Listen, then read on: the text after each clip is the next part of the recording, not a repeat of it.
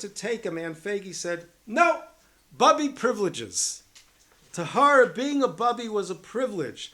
But the more I think about it, she viewed every role she played a privilege. Wife, mother, Rebbitzin, daughter-in-law, mother-in-law, grandmother. She viewed each and every role as a privileged gift, almost with wonderment at her good fortune. Shenotalti yoser mechelki. In truth, and her life was a long string of one choice. She made a choice to be positive, and that stuck with that choice no matter what Hashem sent her. When I came to visit, we sat and talked together, and I couldn't get over the way Aunt Faigy was brimming with positivity. The way she looked at me and said, Yael, when I davened for a chassan and for a good family when I was single, I didn't dream of this. Or, I really should be feeling much worse than I am. I see the chesed from Hashem. And Yael is so eloquent here. Listen to this, my friends. She was so grateful for the support that she got when she had every right to focus on the pain that she was in. She was so grateful for the support that she got when she had every right to focus on the pain that she was in. This is the picture of a person who relates to Hakaras Hatov, that I had no right to this. And I'm in wonderment over the fact that it's being given to me. And that in every situation in life, I choose to see what's positive here as opposed to what's negative here. And it could be, I don't speak about this a lot, but I think one of the deepest impacts she had on me was she was not scared. I spent every moment of the 10 months she was sick. I left the shul. They were very good to me. I want to be publicly Makar Tov. The support that the shul gave me. I was with her 24/7. And I bear witness she was not afraid to die. She wasn't afraid to die. She cried. She cried over what's going to be with my son Menachem. She cried over what she was going to be missing in terms of future milestones. Of course. But she wasn't afraid to die.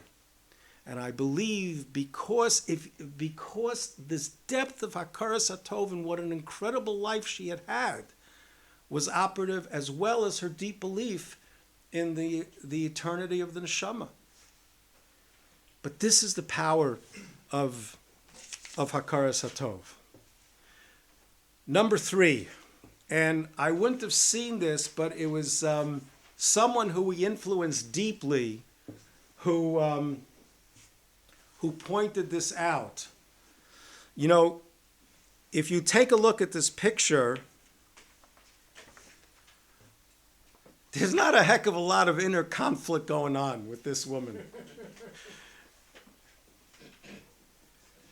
And the Sforno on the defining Menucha in Berchas Yaakov, he defines Menucha in the following way, is that the neshama and the guf are in sync. That the guf follows the body. The guf follows the neshama. And she writes in a letter to us that you'll see her in the picture later, Olivia now Bank, her extreme emotional discipline. That's how she termed it. Her extreme emotional discipline. Look, Faigy would get upset with me. We had a running joke. Okay, I apologize. Now tell me, what did I do wrong? You know, it's like... but I never saw her lose her temper. I mean, I was married to 42 years. And we had rambunctious children, and it was a lively household. I never saw her lose her temper. And she writes, Olivia, that she believes that it wasn't just a natural thing, that she must have worked on herself, that there must have been an intense internal work that she had. And the simcha that comes when you live a life where your neshama leads your body, where they are in sync. And I believe this is what these 3 things are embodied by this picture. Let's go to the next picture. This picture I had no idea existed until the Shiva. The young lady who's holding her baby at her son's bris is Olivia Bank. She basically grew up in our home, was a bas bias by us, and it's very interesting the relationship that Sivi and her developed. And when Sivi comes back from Eretz Yisrael, they reconnect. Now my son-in-law Ellie learns with Mitchell, her husband. Sivi and her, they work out together. It's just a beautiful, beautiful relationship. But this was in her home. There must have been about 150 people there. And there's Olivia in the middle of the room, and Olivia's stepfather-in-law showed me this picture. Where is Faigy? Faigy is all the way in the back of the room with her back to the wall. Right? Now, there's no her going over and putting her arm around Olivia, which basically telegraphing to the world, look at the influence I had on this young woman. Give me the number much, give me the credit for what I accomplished with Olivia. In other words, that Faigy was so comfortable in her skin. What is the true humility? The true humility is when you're so comfortable in your own skin that why would I want anyone to know? Why does anyone need to know the good that I do?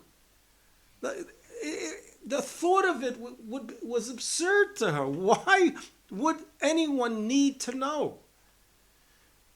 And it was because she was so comfortable in her own skin that Hatznei Aleches and Hashem Elokecha, walk privately with your God, was just a natural part of how she lived.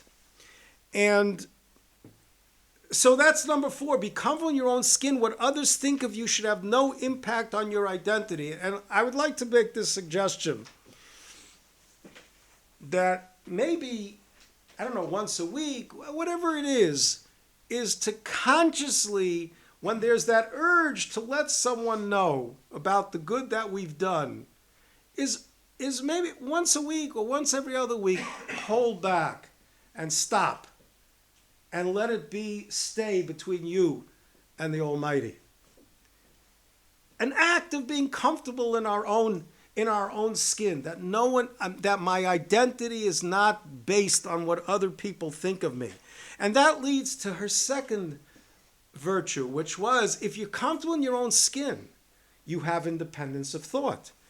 And you won't compromise your beliefs, even if they're not popular, which she never did. I think Amuna Braverman, in that article that she put out, which I was very thankful for, she writes there, many people think that to be effective at Jewish outreach, you need to be a big personality. From Faigy, I learned that the secret is not to be a personality, but to be a person. Her sincerity shone through. She didn't have any shtick, and she didn't change how she conducted herself, her modesty, her refinement to relate to us. She didn't have to. And let me tell you, when we first came to Toronto, Moshe will remember this. Eshet Torah was a cult. The Lashon Hara that was going on was unbelievable. So the pressure to show that, you remember, that was crazy. I remember the first year I said, I didn't need this. Let me go. I really thought about leaving just from that, but thank God I didn't. But the pressure to show, and conform and be, and quote unquote be cool, you can relate to us, there was a pressure. She never gave in to that. She didn't compromise her beliefs because she was so comfortable in her own skin. But the second thing of this picture is, look at the simcha she's taking in Olivia's simcha. The pure joy she has in Olivia's joy. And again, that the more we're focused outward, the more outward focused we are, the more we're able to put into gullus our egos and self-absorption, then the greater our ability to see people for who they truly are, and to be able to deeply love and give with joy. The other 4 points was her relationship with HaKadosh Baruch Hu was ever changing. She never was the same person. Every year, she was different. She was a different person, and the relationship with HaKadosh Baruch Hu was dynamic and ever changing. And I think that for us to snap back into it, Hakaras HaTov. Hakaras HaTov, Hakaras HaTov, Hakaras HaTov. I've undertaken, because of Faigy, is in Modim, when I say Al Nisecha Shebechol Yom Imanu, for the miracles that you give us each day, which many Mefarshim explain are the Nisim Nistarim, the hidden miracles, the unnatural things that come our way, I actually mentally list them. What was yesterday and what is happening thus far today. And it's making a difference. In other words, you wake up to HaKadosh Baruch Hu's hashgacha, and you wake up to his love. And by the way, in talks that I'm giving in terms of dealing with deep grief, I talk about the ipso facto rule that comes from deep Hakaras HaTov. I'm really enamored with this. Look at me. That was a joke after everything I've been talking about. What is the ipso facto rule? Is that if you have incredible Hakaras HaTov for the millions of gifts of HaKadosh Baruch Hu, Maish, and all your proof of God stuff and design, right? Have you put a number to the amount of things that have to work in the human body on every second? Well, what's your estimate? What? Give me a number, please. Many. Thank you. Many. We are created literally every millisecond. So literally every day, the millions of gifts that we get. Deep Hakaras HaTov is, therefore you feel the Ava Rabbah. So ipso facto, when terrible things come, you automatically realize and believe that there's a bigger picture here. That's the automatic response.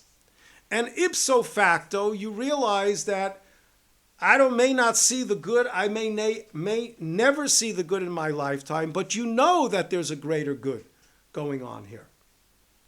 So if we want to snap back into Shivisi Hashem L'negdi Tamid, Hakaras HaTov, Hakaras HaTov, Hakaras HaTov, to really work at it. I never said it would be easy, I said it would be worth it. That if we put in the effort, stop using Hakaras Ezo Asher Sameach B'Chelko as a motivational poster, but do it. Then we wake up to the extraordinary reality of Avinu of Harachmim, of Ava Rabbah Avtanu, that we're here lahodos l'cha ule'achetcha be'ahava. Number 7. Be a great wife / husband, mother / father, daughter / son, in-law, mentor, whatever our station in life is, whatever of these relationships that we have, is to make a choice to be great at it. Those of you who know Faigy, you know she was a professional parent. I mean, the amount of learning and studying and schmoozing and discussing that she did to become an extraordinary parent. She wouldn't leave me behind, so she would always leave the parenting books in the washroom because she knew I was trapped. So that would be the only place, But seriously, we would meet about them, and if she felt I was getting like too out there in the cloud work and not being present with the family, she would let me know about it right away. She was a great parent, and she was a great grandmother. The hours she spent on the phone, establishing a relationship with each child. It's very interesting. One of the changes I've made is that with Faigy not there, I've got to do that. So now I really schmooze with my grandchildren. When I go to Lakewood and with Penny's kids, I take walks with with them, not in groups, ask them about their lives, is really get to know them, and from that perspective to impact them, but to look at our relationships and take it to the next level in terms of becoming great in those areas. Number 8 is be utterly loyal. Be utterly loyal. She was an utterly loyal person as a wife, as a mother, as a grandmother, as a friend, as a mentor. Just utterly loyal. I don't think much needs to be said about that. Number 9, be a great giver. We've been speaking about getting outside of ourselves, but to make a decision to really be great in the realm of Nesina. And number 10, there's an idea of where your last name becomes like a noun, So I call it's called be a wolfish. That was her maiden name. A wolfish is someone who does what's right and loves justice. She was a wolfish. As easygoing as she was, as not losing her temper as she was, when she saw injustice, it really bothered her. And she just did what was right. She just did what was right. Just do what is right and love justice. So in my thinking about it, these were the 10 categories, 10 great categories that she embodied. And, again, I thought it would be good to share them. And Metz Hashem, that if we can bring these more deeply into our lives, it'll bring schusim to her neshama and make us that much better. So that's what I wanted to share with you. Any comments people might have? We can turn this off. We got Mr. and Mrs. Abraham Wolfish from Muncie. You want to say a quick hi? Hi, I have to put on my glasses to see you guys. Now you can unmute, I guess. Hey, guys. 1 second. No, sorry. Let's flip it around this way. Oh, there we go. So now they're on. My parents in Muncie. If you want to unmute, you can unmute for a second. Am I muted? Whatever. Okay. If you want to unmute, you can unmute for a second. The sound went down. I don't know. Aha. Okay. Okay. We recorded it. All right. Any comments or memories or? Thank you. You're welcome. Okay. All right. It's interesting that, we met when Ace first opened in '81, and we just spoke about a date. Tonight I think I saw a lot of that. As little as time as we spent together in your family, we did spend some time, and I saw that even 30 years ago. Yeah. The time we did spend together. Yeah. Your Yeah. hospitality. Yeah. That was best. 40 years ago, right? Right. I would talk about her unflappability. I was in your house so many times, and on Shavuos particularly. And I remember walking in to see the dining room table stretch almost out of the house because 30 or 40 people were coming for dinner. And she didn't buy food. She didn't buy prepared food. She prepared the food. And I never saw her get frazzled. I never saw her get short-tempered. I never saw her. Everything was a pleasure. Everything was a pleasure. And I think that ties into how much she just loved what she was doing. It meant so much to her that how could it be a tircha? How could it be a bother? I mean, at the beginning, she was nervous over, the presentation, but I was able to convince her that people don't care about the presentation; they want the atmosphere. And once she heard that, she really, it really That was good. That was a good insight. It helped that unflappability, you know. No, she took it to heart. She took it to because heart. It was just, everything was with a smile. And it didn't matter what happened, if something went wrong, if something spilled, none of it mattered. None of it mattered. Just as long as everybody was happy, everybody was together, it was Yeah. special. Yeah. You mentioned the phenomenon of early on, people think, that you're having to deal with the whole, it's a cult thing. And I remember when I first started learning with you guys back in late '81, that my mother, was wondering what was all this stuff, and what was I bringing home, and what was I becoming such a fanatic about it. And she told me that people had told her that I should really get out of it because it's a cult. And she replies to them, at least it's Jewish. At least it's Jewish. At least it's Jewish. I have something to say about you and Faigy together, and that is, when I'm looking at this list, I was thinking to about 30 years ago, when Fran and I got married. I don't know if you remember this, you came to our house, it was my sister's house, Anne and Lori's house, and you had like a whole meeting, but you told me and Fran beforehand, you said, I want you to prepare a list of 10 things that you love about each other, and you have to write them down. And of course Fran did it, and I said, yeah, I'll do it. And you said, no, so you have to write it down. I want you to come with prepared, and you actually checked me to see if I had it done.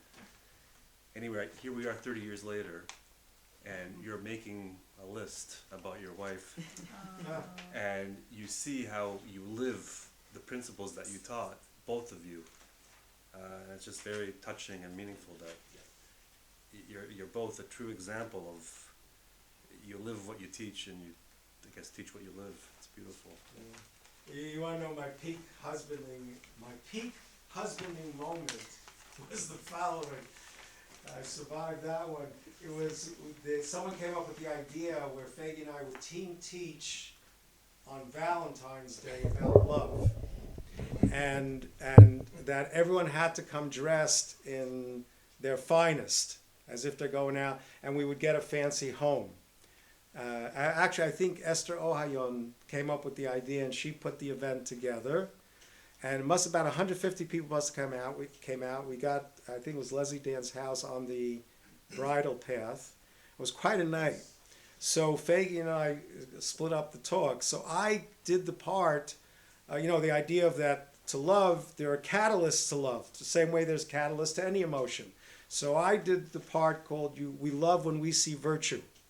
And one of the things I said was that, husbands, that as soon as someone asks you, what are your wife's virtues, it has to come rolling off the tongue.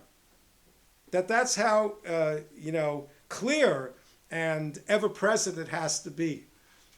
So we get in the car after it's over. Faigy says, you know that thing you said about, if husbands asked, what are the virtues come rolling off the tongue? I said, yeah. She says, okay, what are my virtues? And I rolled it off the tongue. It was like my peak husbanding moment. So survived that one. Yeah. I remember, I told you this story when you were here before, that when we came to your house, it was supposed to be for, somebody was